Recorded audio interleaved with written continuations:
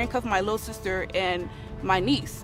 You keep saying that a vehicle is stolen, but you haven't asked for a registration, a license, none of that. Detained, placed in handcuffs, and put on the ground. Yes, I want to get off. But for you to dehumanize and pull your gun on 4 children.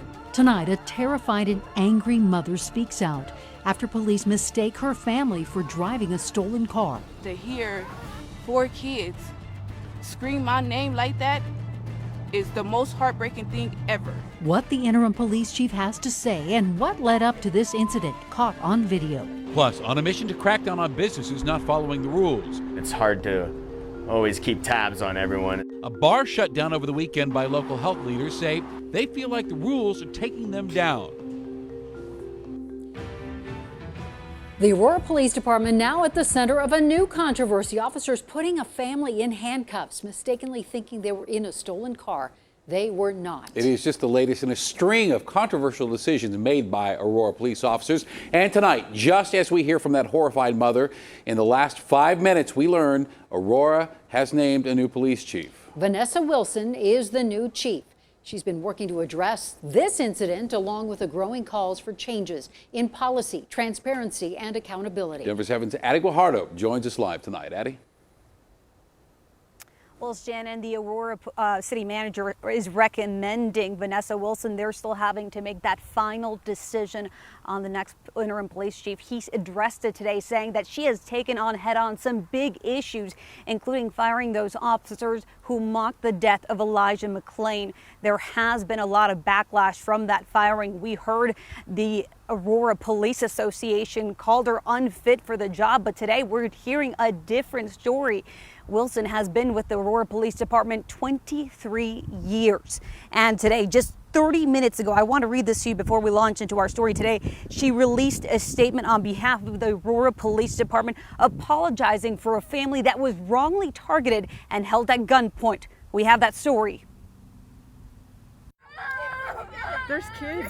It's these cries and screams Brittany Gilliam can't bring herself to relive.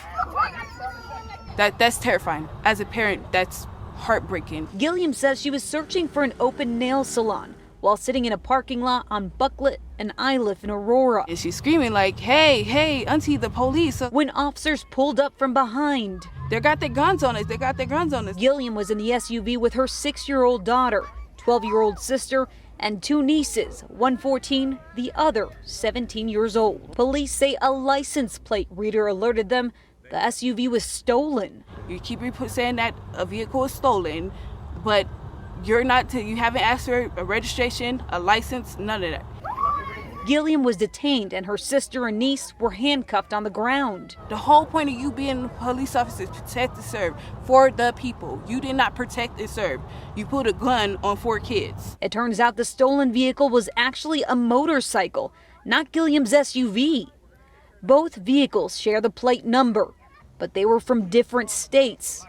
Interim Police Chief Vanessa Wilson weighed in. So the mistake is that the officer was going off of what dispatch told them that was confirmed.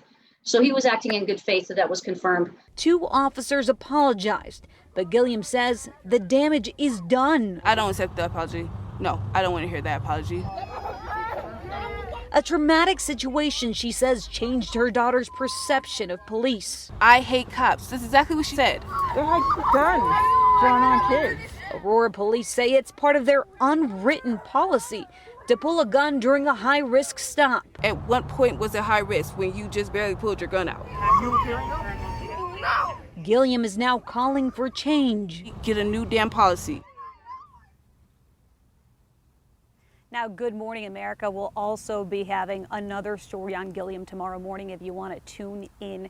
As for the next police chief, we are hearing that they will effectively have that position once they are sworn in. So please continue to follow us on all of our platforms because we'll have that one vote once it's in. Reporting live in Aurora, Addie Guajardo, Denver7. Thank you, Addie.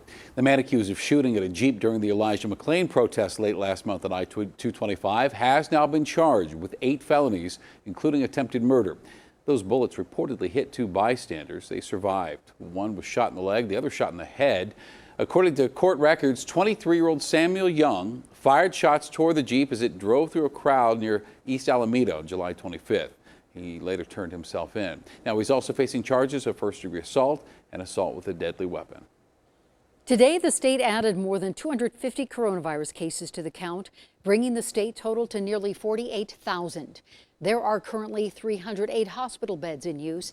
That's a drop of nearly 30 beds from Sunday's numbers, and it is the lowest number that we have seen in weeks now.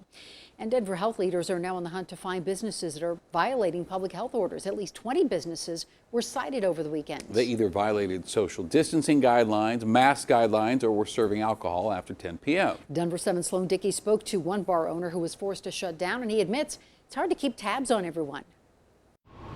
And basically saying that we are closed indefinitely. On a weekend of tougher enforcement by the Denver Health Department, Not compliant with Colorado's safer at home public health order.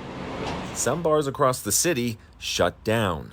They gave me this sign to tape on my door, and yep, that was that. James Bedwell, owner of Your Mom's House, the bar, says he thought he was following all the rules. I felt like a lot of it that they wrote was over-exaggerated a little bit. You know, we were definitely more safe than what they said. The health department in Denver taking a different stance. It was my understanding that they were not in compliance with many different pieces. The bar was hit with 4 safer-at-home violations related to physical distancing and mask usage, something the health department is enforcing. With a robust enforcement program, hopefully we don't have to go back and just close everybody up. That wholesale approach like we had to take very early on.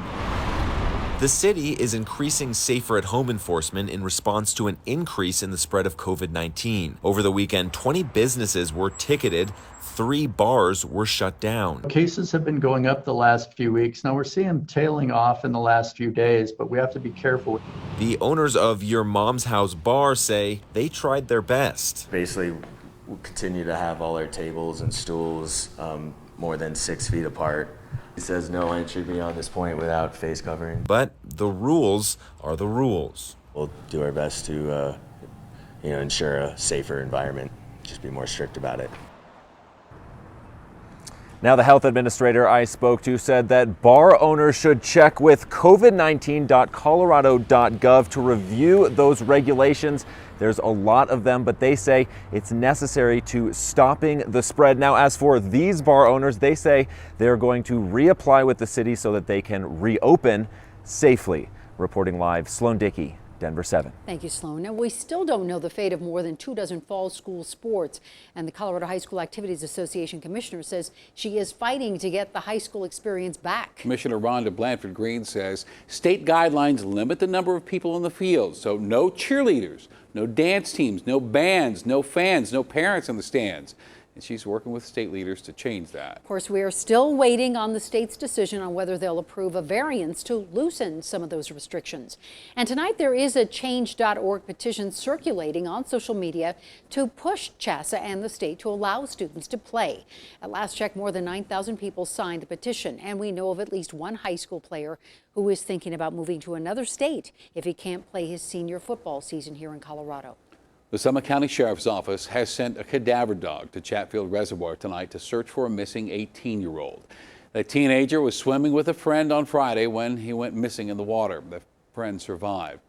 The goal is to pinpoint some target locations for divers to search tomorrow. And the reservoir has stayed open during the search, and that's something the family is petitioning to change. They want it closed until the body of their loved one is found.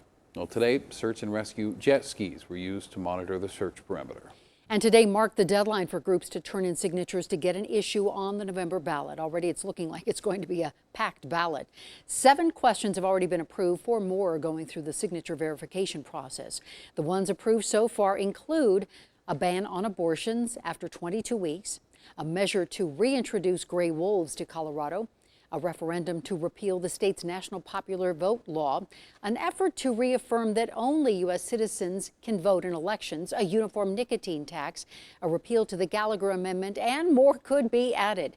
Secretary of State Jenna Griswold says it's a lot to tackle, and that's why Colorado's vote-by-mail system is so important, because she says it allows people the time to review and research the issues. Can you imagine having to your only option is going in person to vote on all these initiatives, you would have to bring a dictionary, a laptop, and a friend to try to figure out what's going on. All right, so ballots will start going out in early October, and the election is November 3rd. Take a look at the store-bought onions in your home. Colorado now has seen 11 cases of Salmonella linked to an outbreak from a facility in California. The CDC issued a warning last week for red, yellow, white, and sweet yellow onions produced by Thompson International. They were shipped to stores, grocery stores, and restaurants in all 50 states, sold in cartons under the brand name Thompson Premium, Food Lion, Hartley's Best, and under the Kroger name. In total, more than 400 people in more than 30 states have gotten sick.